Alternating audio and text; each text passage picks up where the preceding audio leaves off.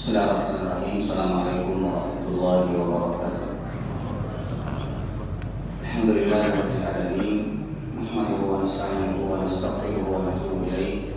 Wa na'udzu billahi min shururi anfusina wa min sayyiati a'malina. May yahdihillahu fala mudilla lahu wa may yudlil fala hadiya lahu.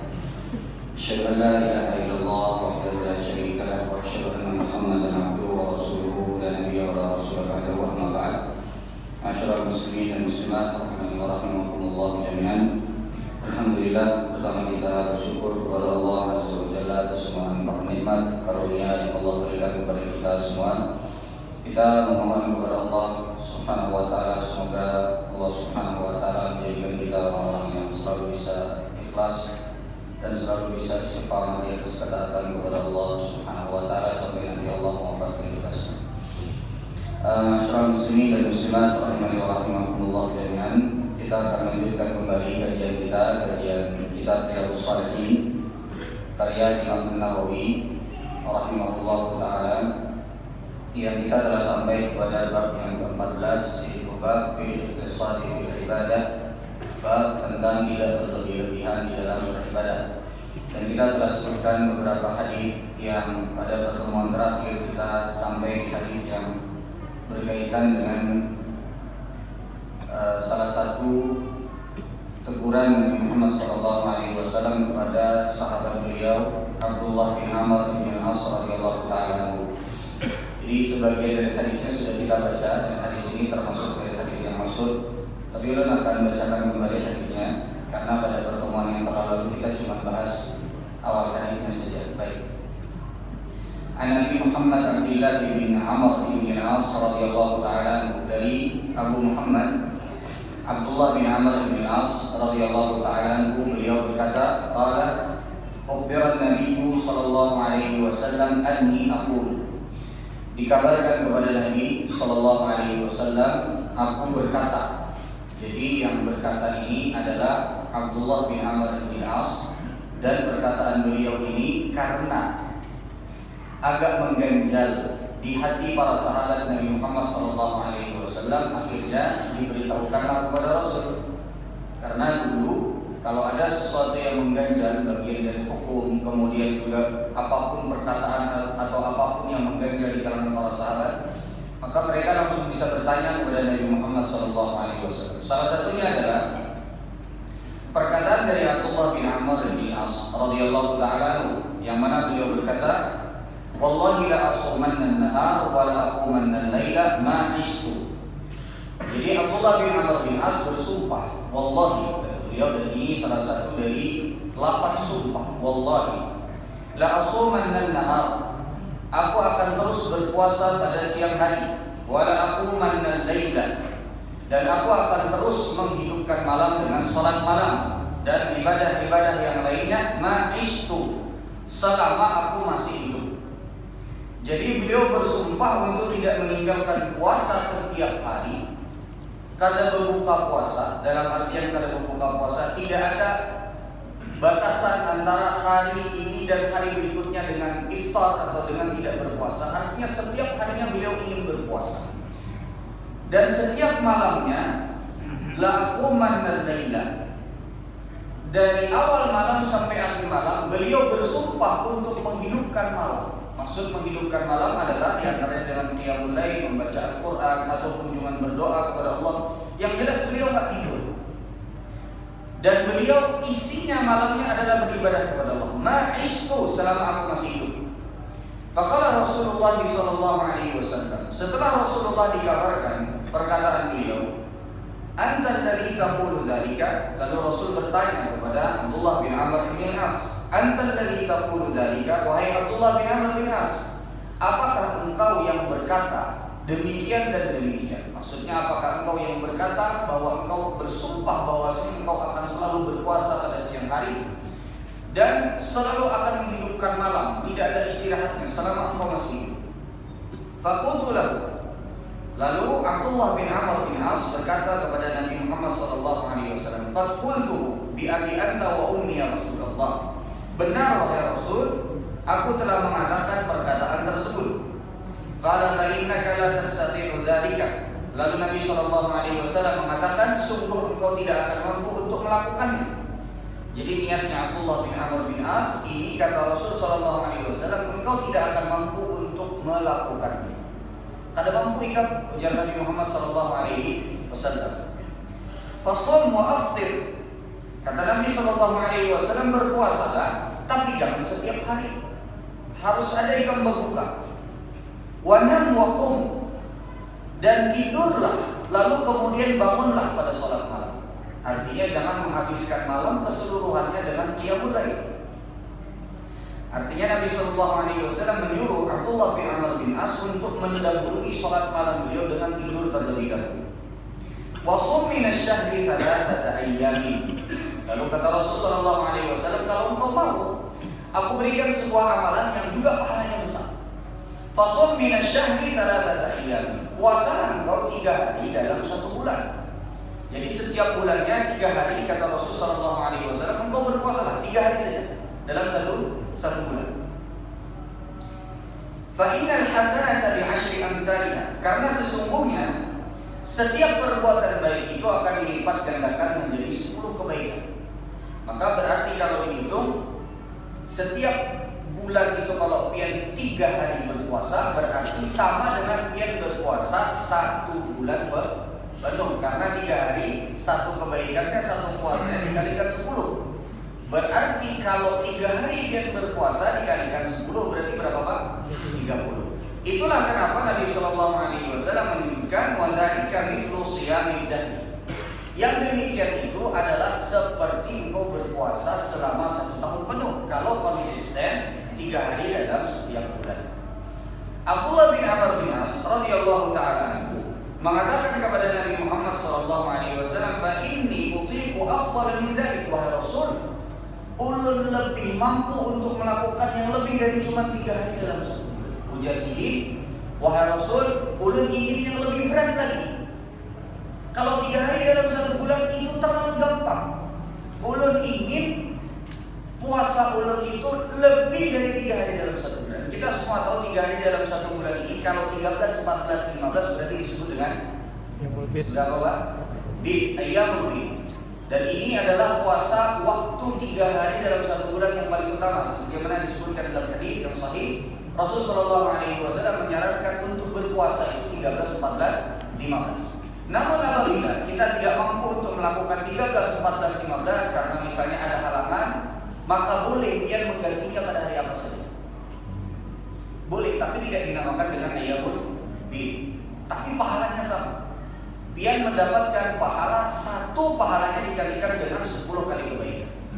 Itulah kenapa Aisyah radhiyallahu taala dalam Sunan At-Tirmidzi, beliau ditanya oleh Mu'adzah bertanya kepada Aisyah, wahai Aisyah, apakah Rasulullah SAW berpuasa setiap bulannya 3 hari? Apakah Rasul berpuasa 3 hari dalam setiap bulannya? Maka kata Aisyah radhiyallahu taala anha, na'am. Mu'adzah kembali bertanya kepada Aisyah, wahai Aisyah, kalau begitu Rasul puasanya kapan waktu? Yang sebulan ini, yang 3 hari dalam 1 bulan ini, kapan puasanya Rasul SAW? Di awal kah, di akhir kah, di tengah kah, atau di mana? Maka kata Aisyah radhiyallahu ta'ala dalam riwayat tersebut dalam Sunan At-Tirmidzi, lam yakun yubali ayyi ayyami syahri shama. Rasulullah SAW tidak memperdulikan, yang penting 3 hari dalam 1 bulan. Mau itu 3 harinya di awal, mau itu 3 harinya di tengah, mau itu 3 harinya di ujung.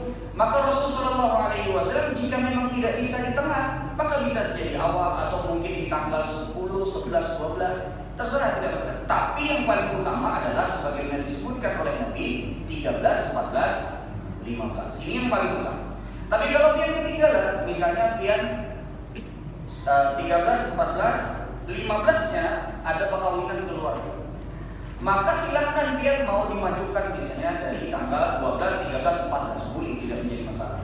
Atau misalnya pian mundurkan 13, 14, 15-nya kada kawa, kasih 16, tidak menjadi masalah. Yang penting 3 hari dalam 1 bulan. Ini berdasarkan hadis Aisyah, dan Aisyah sedang menjawab pertanyaan Mu'adzah yang bertanya tentang puasa 3 hari dalam 1 bulan. Dan ini boleh, tidak menjadi masalah. Cuma sekali lagi tidak tepat kalau kita namakan sebagai ayyamul bid kecuali di tanggal 13, 14, 15. Ini yang berbeda, tapi pahalanya sama. Meskipun lebih besar pahalanya di 13, 14, 15 baik. Kemudian Bapak Ibu sekalian yang dirahmati oleh Allah Subhanahu wa taala, Amr bin As radhiyallahu taala mengatakan kepada Rasul, "Fa inni utiqu afdala min dzalika." Wahai Rasul, ulun kuat meskipun yang diberikan kepada ulun untuk berpuasa lebih daripada cuma 3 hari dalam satu bulan. Maka Rasul memberikan kepada beliau sebuah amalan. Fasum yauman wa aftir yaumain. Kata Rasul sallallahu alaihi wasallam, berpuasalah 1 hari, kemudian berbuka 2 hari. Jadi skemanya adalah 1 ganti 2. 1 hari puasa, 2 hari tidak berpuasa. Jadi Abdullah bin Amr bin As ini kan lebih dari 3 hari dalam satu bulan. Berarti kurang lebihnya kalau 2 banding 1 kira-kira berapa hari sebelum berpuasa Pak? 10 hari. Karena berarti beliau akan berpuasa 1/3 di bulan. Karena hitungannya adalah 1 banding 2. Artinya 20 hari tidak berpuasa, 10 hari berpuasa. Lalu kata Abdullah bin Amr bin As, "Ini utiqu afdal min dzalik." Wahai Rasul, ulun mampu untuk lebih dari itu. Maka kata Rasul sallallahu alaihi wasallam, "Fasum yauman wa aftir yauman, fadzalika siyamu Daud wa huwa a'dalus siyam." Lalu ujar Nabi Muhammad sallallahu alaihi wasallam, "Kalau begitu, kalau engkau masih kuat, maka berpuasalah 1 hari, berbukalah 1 hari." Lalu kata Rasul sallallahu alaihi wasallam, "Fadzalika a'dalus siyam." Yang demikian itu adalah puasa yang paling bagus. Dalam riwayat yang lain disebutkan afdalus siyami, puasa yang paling bagus, puasa sunnah yang paling bagus setelah puasa Ramadan yang untuk skemanya itu adalah tahunan. Kan puasa itu Pak ada yang ada yang pekanan. Pekanan itu seperti apa Pak? Senin dan Kamis itu pekanan. Nah, kemudian setelah itu ada yang seperti misalnya bulanan. Bulanan itu seperti apa? Ayam itu skemanya bulanan. Ada puasa itu yang skemanya misalnya datangnya cuma 1 tahun sekali. Seperti misalnya puasa Asyura atau puasa Arafah. Itu cuma 1 tahun sekali. Nah, puasa Daud ini adalah termasuk dari puasa yang disebut oleh para ulama bisa dimasukkan kepada puasa pekan. Bisa dimasukkan ke dalam puasa pekanan. Tapi kalau dilihat secara keseluruhan, maka dia berlangsung tahunan, bisa dimengerti itu. Karena dia berlangsung dan tidak ada batasnya. Jadi sampai kapan dia kuatnya, maka seperti itulah puasa Daud itu berlanjut. Cuman mungkin terpotong dari terputusnya pada saat bulan suci Ramadan dan hari-hari seperti hari Tasyrik, kemudian hari raya Idul Fitri, kemudian hari raya Idul Adha. Nah, ini terpotongnya di sini. Nah, adapun puasa Daud ini kata Rasulullah SAW adalah a'dalus siyam, puasa yang paling utama, yang paling bagus. Wa fi riwayatin huwa afdalus siyam. Dan di dalam riwayat yang lain disebutkan bahwasanya puasa Daud ini adalah puasa yang paling utama. Faqultu. Lalu kata Abdullah bin Amr bin As, "Fa inni utiqu afdal min dzalika." Wahai Rasul, ulun mampu untuk melakukan yang lebih dari itu. Jadi kalau seandainya sehari berbuka, sehari ada sehari puasa, berarti ini kan kalau yang lebih afdal dari itu berarti pada berpuasa tiap hari. Bisa dimengerti seperti itu. Dan ini adalah termasuk puasa yang disebutkan oleh para ulama sebagai siyamud dahri. Dan ini menurut mayoritas para ulama adalah termasuk dari puasa yang dimakruhkan. Puasa yang dimakruhkan. Kalau siyamud dahri itu, jadi kan ada shaum wisal. Wisal itu bersambung dari pian puasa sejak sejak terbit fajar. Harusnya kan pian berbuka pada saat terbenam matahari. Puasa wisal itu pian berpuasa sampai fajar berikutnya tanpa ada sebab, misalnya kalau nggak ada makanan ya berarti lain lagi bisa. Tapi yang jelas pian harus berniat untuk membukakan puasa. Artinya pian harus berniat untuk saya batal puasa meskipun cuma meneguk liur saja. Tapi yang jelas batalkan puasa pian. Ada orang yang berpuasa itu dia berniat bahkan sampai malam dia lanjutkan puasa sampai besoknya, sampai terbit fajar lanjut lagi puasa. Nah, ini disebut dengan puasa wisal. Ini terlarang. Ini terlarang berdasarkan hadis Nabi sallallahu alaihi wasallam. Ya, kata Rasul sallallahu alaihi wasallam dari Abdullah bin Umar radhiyallahu taala anhu, beliau mengatakan, "Naha Rasulullah sallallahu alaihi wasallam 'anil wisal." Rasul sallallahu alaihi wasallam melarang untuk melakukan puasa wisal. Nah, ini wisal. Jadi bersambung puasanya, kadang berbuka puasa.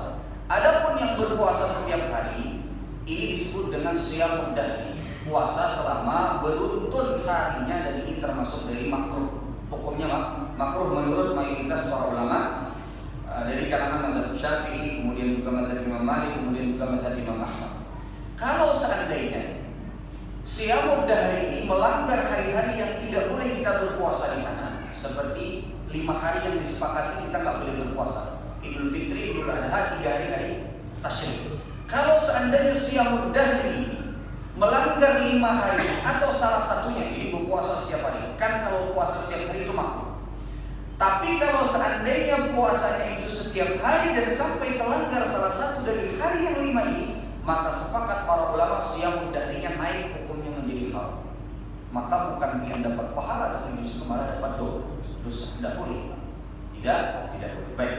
Nah, ini adalah berkaitan dengan perbedaan antara siyamud dahri dan juga siyam wisal, dan kedua-duanya termasuk dari yang terlarang. Baik itu larangannya adalah tahrim sampai kepada derajat haram dengan perincian yang tadi kita sudah sebutkan, ataupun juga larangannya sampai kepada derajat makruh. Abdullah bin Amr bin As radhiyallahu ta'ala ingin puasanya itu puasa dahar.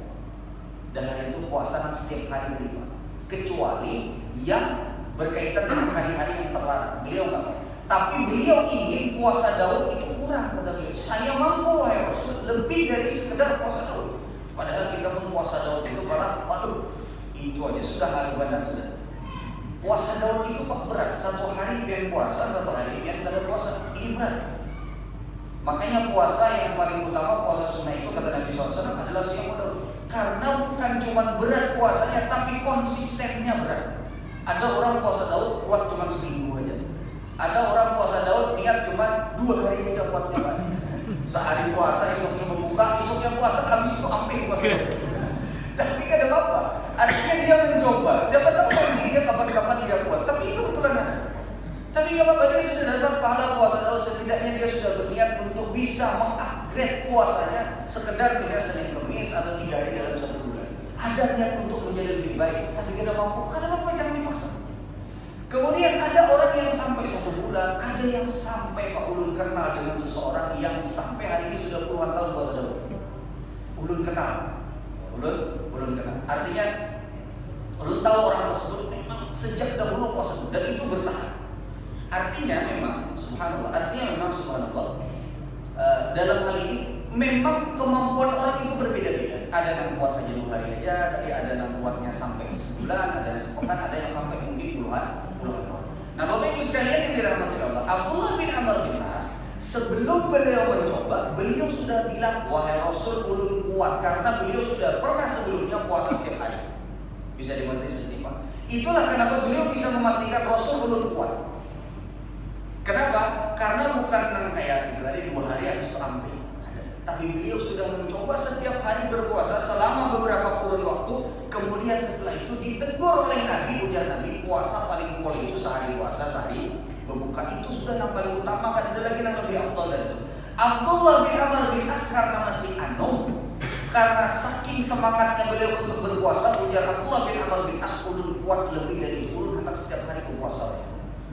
Lalu ujar Nabi Muhammad SAW, "Fa'innaka la tastati', engkau tidak akan mampu untuk melakukan hal tersebut." Maka kemudian Abdullah bin Amr bin As radhiyallahu ta'ala anhu dikatakan oleh Rasul, la afdal min dari. Jadi tidak ada yang lebih utama dari puasa Daud. Kalau skemanya yang 1 hari puasa, 1 hari berbuka. Jadi tidak ada yang lebih utama dari puasa Daud. Artinya begini Pak, Nabi ingin memberitahukan kepada Abdullah bin Amr bin As, kalau engkau ingin mencari yang paling utama di dalam masalah berpuasa, maka solusinya adalah puasa dahulu. Kalau lebih dari itu artinya berlebih-lebihan di dalam beribadah kepada Allah. Makanya Bapak Ibu sekalian yang dirahmati oleh Allah, itulah kenapa Imam Nawawi menyertakan hadis ini di dalam masalah bab untuk supaya kita tidak berlebih-lebihan di dalam beribadah kepada Allah. Karena di antara bentuk berlebih-lebihan itu bahkan dalam perkara ibadah, bukan cuma perkara dunia aja Pak. Bukan cuma perkara guring aja tuh berlebih-lebihan kan? Bukan cuma perkara makan saja berlebih-lebihan enggak. Tapi bahkan dalam perkara ibadah berlebih-lebihan itu kada baik. Itulah kenapa Abdullah bin Amr bin As, perhatikan Bapak Ibu sekalian yang dirahmati Allah, penyesalan dari Abdullah bin Amr bin As. Ujar Abdullah bin Amr bin As, kan waktu ujar sedikit, ulun mampu untuk puasa setiap hari. Pas sudah Tuhan, Bapak Ibu sekalian yang dirahmati Allah, Abdullah bin Amr bin As menyebutkan dalam riwayat ini, wala an akuna qabiltu salasata al-ayyam. Kata Abdullah bin Amr, sungguh aku menerima tawaran dari Nabi Muhammad SAW untuk berpuasa 3 hari saja dalam 1 bulan. Kan awalnya beliau mengatakan kuat setiap hari, padahal sudah ditawarkan oleh Nabi sehari puasa sehari ada. Di akhir usia beliau pasti di Tuhan, maka beliau merasakan ada yang berbeda dari tubuh beliau, sehingga di akhir ujung kehidupan beliau agak sulit beliau untuk konsisten di dalam beribadah, khususnya dalam masalah puasa, karena waktu mudanya sudah diporsir. Sehingga pada saat di masa senja beliau sampai mengutarakan sebuah ucapan. Kata beliau, wala an akuna akbar. Kata beliau, aku menerima tawaran dari Nabi ini asal konsisten 3 hari dalam 1 bulan. Nah, ujar Nabi, pahalanya itu puasa 1 tahun penuh. Itu lebih aku utamakan kalau seandainya ini aku tahu ujungnya ini. Jadi Nabi SAW itu Pak melarang kita untuk berlebih-lebihan di dalam beribadah bukan tanpa alasan. Tapi Nabi SAW ingin supaya ibadah seorang hamba itu konsisten sampai ke masa tuanya, sehingga kita mampu untuk menutup kehidupan kita itu dengan amal soleh. Jadi pastian lagi soleh-solehnya, pastian lagi berpuasa dicabut rohnya oleh malaikat. Itu luar biasa banget. Pastian misalnya lagi mengaji, pian misalnya pas lagi mengaji, nanti akan kita sebutkan ada hadis yang menyebutkan bahwasanya ada sebagian sahabat yang mengaji 1 hari khatam 30 juz. Ditegur oleh Nabi Muhammad SAW karena dikatakan masa tuanya nanti gak bisa ngaji lagi, matakah rusak atau apakah atau tenaga. Ini yang tidak diinginkan oleh Rasulullah SAW. Itulah kenapa Nabi SAW menyebutkan dalam sebuah hadis, ahabbul a'mali ilallahi adwamuha wa in qalla. Sesungguhnya amal yang paling utama yang dikerjakan oleh seorang hamba adalah yang jenisnya adalah meskipun sedikit tapi konsisten sampai kita hendak mati. Sehingga pas kita dicabut rohnya, kita mampu dalam keadaan beribadah kepada Allah. Dan inilah yang disebut dengan husnul khatimah. Bisa dimengerti sendiri. Inilah kenapa Nabi SAW melarang kita untuk berlebih-lebihan, bahkan di dalam perkara ibadah. Di antara hikmahnya adalah seperti yang dirasakan oleh Abdullah bin Amr bin As, beliau menyesal. Pak. Kata beliau, jangan aku ambil yang 3 hari itu aja nah. Aku lebih senang dengan yang 3 hari tersebut. Bahkan lebih aku senangi ketimbang anak-anakku dan juga istri. Maksudnya lebih aku senang dengan keberadaan aku bisa konsisten 3 hari sampai akhir hidupku ketimbang keadaan yang sulit ketika beliau di akhir kehidupan beliau. Tapi tentu saja yang dikeluhkan oleh sahabat ini beda dengan apa yang kita pikirkan. Sahabat itu kayak mentok-mentoknya sahabat Nabi SAW itu merasa resah untuk tidak beribadah itu masih sangat jauh daripada kita afdal. Jauh kan? Jadi jangan dikira Abdullah bin Amr bin As ketika resah merasa menyesal, dari Abdullah bin Amr bin As ini kata orang ini ibadah ada. Tetap aja. Jangan dipikirkan itu kita dong. Kita. Itulah kenapa Nabi SAW mewanti-wanti. Artinya sahabat Nabi yang begitu kuat, yang dalam kondisi keimanan yang sangat luar biasa saja itu bisa sampai menyesal sedemikian rupa.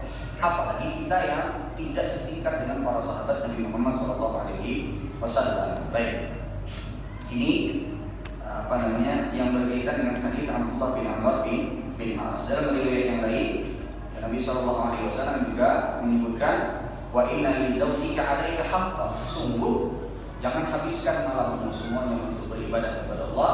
Artinya harus ada hak untuk istrimu, ada hak untuk anak-anakmu, ada hak juga untuk tubuhmu beristirahat. Nah, ini bagusnya Pak ajaran Islam itu. Artinya Islam itu mengajarkan kepada kita untuk juga memperhatikan orang-orang yang hidup bersama kita, bahkan kita. Jadi biar bisa beribadah aja terus, tapi anak bini kada tahu pusing. Nah, ini salah Pak. Ini tidak dibenarkan. Makanya Nabi SAW mengatakan, wa inna li zawjika 'alaika haqqan. Sungguh istrimu juga memiliki hak atasmu. sungguh anak-anak juga memiliki hak atasmu, kemudian juga tubuhmu memiliki hak untuk beristirahat. Baik, ini berkaitan dengan hadis nomor 9 kalau di buku. Baik, kita lanjut kepada hadis yang berikutnya, hadis nomor 10. Ini hadisnya juga masyhur, tapi kita akan bacakan hadisnya dari Abi Rabi'i Hanzalah ibn Rabi' al-Asadi al-Katib. Jadi hadisnya ini diriwayatkan oleh Hanzalah, salah seorang sahabat Nabi Muhammad SAW, Hanzalah ar-Rabi' al-Asadi. Jadi beliau ini adalah salah seorang dari Kutabul Wahyi, yaitu yang menuliskan wahyu, atau salah satu penulis dari penulis Al-Quran berhari-hari. Jadi orang penulis Al-Quran itu, Bapak Ibu sekalian yang dirahmati Allah, tentu tidak sembarangan. Tidaklah seseorang itu menulis Al-Quran kecuali dia itu memang sudah dipercayai oleh Nabi Muhammad SAW. Kalau tidak, tak boleh. Sehingga tidaklah seseorang itu menulis Al-Quran kecuali dia keimanannya sudah teruji. Hanzalah radhiyallahu ta'ala dalam hadis ini menyatakan, qala laqiyani Abu Bakr radhiyallahu ta'ala. Jadi ceritanya Hanzalah ini bertemu dengan Abu Bakar. Abu Bakar siapa, Pak? Abu Bakar As-Siddiq adalah orang terbaik di umat Nabi Muhammad SAW setelah Rasul SAW. Kemudian faqala, "Kaifa anta ya Hanzalah?" Abu Bakar bertanya kepada Hanzalah, "Wahai Hanzalah, bagaimana keadaanmu?" Faqultu nafaqa Hanzalah. Lalu kemudian Hanzalah mengatakan kepada Abu Bakar, "Wahai Abu Bakar, sepertinya saya sudah menjadi orang yang munafik." Takjub ya Abu Bakar. Karena Hanzalah ini adalah penulis wahyu. Kada mungkin penulis wahyu itu seorang munafik, mustahil. Maka Abu Bakar radhiyallahu ta'ala bertanya, kenapa jadi kamu ucap kayak itu? Kan namanya munafik itu berat pada saat. Dalam artian munafik itu taunya Abu Bakar radhiyallahu ta'ala adalah orang-orang yang memusuhi Nabi SAW, kemudian menampakkan kebaikan di hadapan Nabi Muhammad SAW. Nah, orang munafik ini terkadang lebih bahaya daripada orang kafir. Kenapa? Karena orang munafik menyembunyikan kenifakan mereka, kadang ketahuan menusuk dari belakang. Adapun orang-orang kafir itu kelihatan dari depan, musuhnya kelihatan. Tapi orang-orang munafik hidup bersama Nabi, kadang-kadang sholat bersama Nabi, ikut pengajian Nabi Muhammad SAW, sehingga terkadang lebih berbahaya. Hanzalah radhiyallahu ta'ala seorang penulis wahyu tiba-tiba bilang kepada Abu Bakar, "Wahai Abu Bakar, aku telah menjadi orang munafik." Makanya itu Abu Bakar penulis wahyu jadi munafik. Lalu kemudian Abu Bakar berkata, "Subhanallah, ma taqul?" Maha suci Allah, apa yang kau katakan wahai Hanzalah? Qultu nakunu 'inda Rasulillah sallallahu alaihi wasallam yudzakkiruna bil jannati wan nari ka'anna ra'ya ainin. Wahai Abu Bakar, aku mengira bahwasanya aku takut aku menjadi seorang munafik adalah karena kalau aku bersama Nabi Muhammad sallallahu alaihi wasallam, aku keimanannya tingkatnya sangat tinggi. Artinya keimanan para sahabat Nabi sallallahu alaihi wasallam ketika bersama Nabi Muhammad itu berbeda dengan ketika mereka berpisah dengan Nabi. Sampai Hanzalah radhiyallahu ta'ala mengatakan, kalau kita bersama Nabi Muhammad seperti kita melihat surga dan neraka. Maksudnya itu dari nasihat-nasihat Nabi Muhammad SAW itu sudah pikiran para sahabat itu surga dan neraka. Bagaimana caranya masuk surga, bagaimana caranya terhindar dari neraka. Ini kalau bersama Nabi Muhammad SAW. Tapi kata Hanzalah radhiyallahu ta'ala, "Fa idza kharajna min 'indi Rasulillah sallallahu alaihi wasallam." Apabila aku keluar atau aku berpisah dengan Nabi Muhammad sallallahu alaihi wasallam, afasnal azwaj wal aulad. Lalu kemudian kita bermain-main dengan istri, dengan anak, kita bercanda, bersenda gurau dengan istri, keluarga dan anak. Wa dhai'at nasina katsira. Kita lupa atau aku lupa terhadap apa yang telah aku lihat pada saat bersama Nabi Muhammad SAW. Artinya Hanzalah ini, sahabat ini Pak, ingin menyampaikan kepada Abu Bakar adanya perbedaan keimanan antara ketika mereka bersama Nabi Muhammad dengan ketika mereka berpisah dari Nabi Muhammad SAW. Kalau Abu Bakar mendengar itu, dia mengatakan, "Fa wallahi inna lanalqa mithlaha." Kata Abu Bakar, kalau begitu kita sama. Aku pun juga merasakan hal yang sama. Bayangkan Pak, Bapak Ibu sekalian yang dirahmati Allah. Hanzalah seorang penulis wahyu. Abu Bakar radhiyallahu taala anhu adalah seorang sahabat Nabi Muhammad sallallahu alaihi wasallam yang membersamai Nabi Muhammad sallallahu alaihi wasallam bahkan dalam masa-masa sulit. Abu Bakar radhiyallahu taala anhu adalah salah seorang sahabat Nabi yang dijamin oleh Rasul masuk ke dalam surga. Abu Bakar radhiyallahu taala anhu adalah seorang sahabat Nabi yang Nabi bahkan pernah marah kepada Umar bin Khattab radhiyallahu taala. Jadi Umar bin Khattab itu pernah berselisih dengan Abu Bakar. Abu Bakar merasa salah. Minta maaflah Abu Bakar kepada Umar. Lalu Umar kada mau memaafkan. Maksudnya kada mau memaafkan, mungkin Umar perlu waktu untuk memaafkan Abu Bakar radhiyallahu taala sampai bakar rasa. Pada saat itu masalahnya wallahu taala tapi disebutkan demikian. Lalu kemudian setelah itu datanglah Abu Bakar radhiyallahu taala kepada Rasul, meminta kepada Rasul sallallahu alaihi wasallam pendapat bahwasanya wahai Rasul, Umar ni ulun tersalah lawan Umar. Ulun berbuat salah dengan Umar bin Khattab radhiyallahu taala, tapi Umar belum mau memaafkan. Datanglah Umar bin Khattab radhiyallahu taala merasa menyesal. Kadang memaafkan Abu Bakar, ini menyesal ya. Jadi sama-sama merasa salah. Abu Bakar merasa salah karena tadi awalnya bermasalah dengan Umar bin Khattab radhiyallahu taala. Umar bin Khattab merasa salah karena tidak mampu untuk memaafkan Abu Bakar pada saat awal kali Abu Bakar meminta maaf. Abu Bakar sampai mendahului Nabi Muhammad SAW. Datang pada saat itu Umar bin Khattab radhiyallahu taala, maka memerahlah wajah Nabi Muhammad SAW. Kata Rasulullah SAW yang kurang lebihnya adalah, bagaimana mungkin kalian melakukan ini terhadap sahabat? Maksudnya siapa? Abu Bakar radhiyallahu taala. Rasul SAW justru malah menyayangkan apa yang dilakukan oleh Umar bin Khattab radhiyallahu. Padahal ini antara Abu Bakar dengan Umar. Ini bayangkan Pak, ini pembesar sahabat Nabi Muhammad SAW. Tapi yang diutamakan tetap Abu Bakar. Kata Rasulullah SAW, kalian dahulu seluruh kalian mengatakan dan mendustakanku. Wakala Abu Bakar amantu. Dan Abu Bakar, hanya Abu Bakar yang mengatakan bahwasanya aku percaya terhadap apa yang dikatakan Nabi Muhammad SAW. Dan begitu terus dikatakan oleh Nabi Muhammad SAW. Kalian mendustakanku, kalian mengusirku, kalian ingin membunuhku. Tapi Abu Bakar selalu membela aku. Lalu apakah begini kalian lakukan terhadap sahabat? Ini saking sayangnya Nabi Muhammad kepada Abu Bakar radhiyallahu taala. Umar itu Pak, sampai pada saat itu beliau menyesal. Tambah menyesal Umar, tambah sesat. Kenapa? Karena ternyata Rasulullah SAW membela Abu Bakar. Padahal masalahnya Umar kada mau memaafkan Abu Bakar. Ini Abu Bakar radhiyallahu taala yang sebegitu dekatnya dengan Nabi Muhammad SAW. Beliau merasa, kalau begitu saya kurang lebih dengan engkau yang Allah. Berarti apakah kita sama-sama munafik? Lalu datanglah mereka kepada Nabi Muhammad SAW. Subhanallah. Penulis wahyu dan sahabat Nabi Muhammad SAW paling dekat. Itulah kenapa para tabi'in mengatakan, para sahabat Nabi Muhammad SAW mengatakan bahwasanya kata mereka tentang masalah merasa munafik. Ya. Tidaklah seseorang itu merasa bahwa ada rasa kemunafikan dalam dirinya. Dia takut, makhafahu illa mu'min. Tidaklah seseorang itu takut terhadap kemunafikan, jangan-jangan ada pada dirinya, kecuali dia adalah orang yang beriman. Jadi di antara tanda orang yang beriman itu Pak, ada rasa takut, jangan-jangan nanti saya ada rasa sebagai seorang munafik. Inilah kenapa Umar bin Khattab radhiyallahu taala datang kepada Hudzaifah bin Yaman.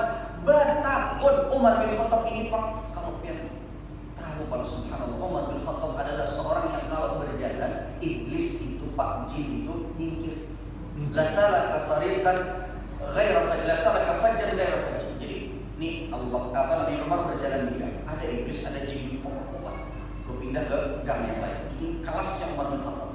Sampai datang kepada Hudzaifah bin Yaman, karena yang pegang struk nama-nama orang-orang munafik itu adalah Hudzaifah bin Yaman. Sahibu sirri Nabi Muhammad SAW adalah orang yang memegang rahasia nama-nama lengkap orang-orang munafik. Itu adalah siapa? Hudzaifah. Umar bin Khattab radhiyallahu taala datang kepada Hudzaifah. Wahai Hudzaifah, apakah ada namaku di kalangan orang-orang munafik dan disebutkan oleh Nabi? Ini siapa nih Pak? Umar bin Khattab. Coba bayangkan dalam kita Pak, kita ini sahabat Nabi selalu merasa aman dari yang namanya munafik. Coba, pernahkah kita merasa jangan-jangan di dalam diri kita ini ada sifat-sifat kemunafikan? Pernah lagi kita merasa introspeksi gitu? Malah justru kadang-kadang aman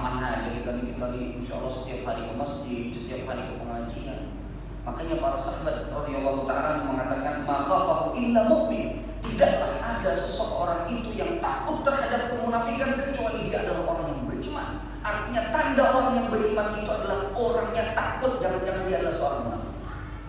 Wa ma amana minhu illa munafik. Dan di antara tanda-tanda kemunafikan itu adalah orang yang merasa aman dari sifat munafik. Para sahabat itu takut. Kemudian Bapak Ibu sekalian yang dirahmati Allah Subhanahu wa taala, Hanzalah radhiyallahu ta'ala bersama Abu Bakar datang kepada Nabi Muhammad. Wahai Rasul, kisahnya ini.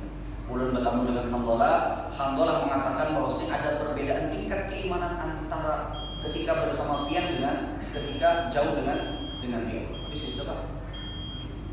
Ulun lanjutkan sedikit boleh? Ulun singkat. Lalu kata Nabi Muhammad sallallahu alaihi wasallam, singkatnya kata Rasul sallallahu alaihi wasallam, "Wallahi nafsi biyadihi." Kata Rasul sallallahu alaihi wasallam, dan demi zat yang jiwaku ada di tangannya. Maksudnya demi Allah. "Lau tadumuna ala ma takununa indi wa fi dzikri la safahatkumul malaikah." Kalau seandainya keimanan kalian itu di atas terus sebagaimana kalian ketika membersamai, artinya kalau keimanan kalian itu lurus terus, di atas terus sebagaimana kalian berada di sampingku, la safahatkumul malaikah. Kalian akan bersalaman dengan para malaikat Allah. Artinya kalian lain manusia lagi. Artinya kalian ini kalau keimanannya terus di atas terus sama ketika kau bersama denganku, kata Rasul, maka kelas kalian sudah bukan manusia lagi, berarti kalian itu malah malaikat. Karena yang keimanannya terus di atas itu cuma malaikat. Kalau manusia itu naik turun, ada kadanya naik, ada kadanya turun. Maka kemudian kata Rasul sallallahu alaihi wasallam, "Walakin ya Hanzalah sah." Tapi wahai Hanzalah, ada waktu yang harus kau sediakan. Artinya saat-saat di sini, ini boleh tutup dengan ini. Saat-saat ini artinya adalah ada waktu yang harus engkau sediakan untuk ibadah. Tapi ada waktu lain yang engkau harus sediakan untuk beristirahat. Artinya keimanan kita itu Pak memang betul turun dan naik.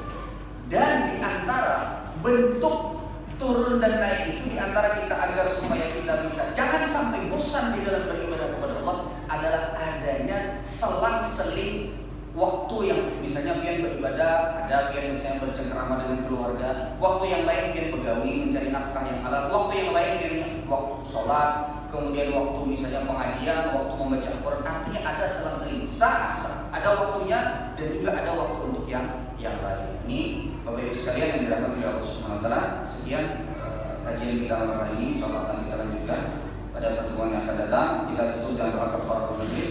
Subhanallahumma wa bihamdika asyhadu an la ilaha illa anta astaghfiruka wa atubu ilaik. Assalamualaikum.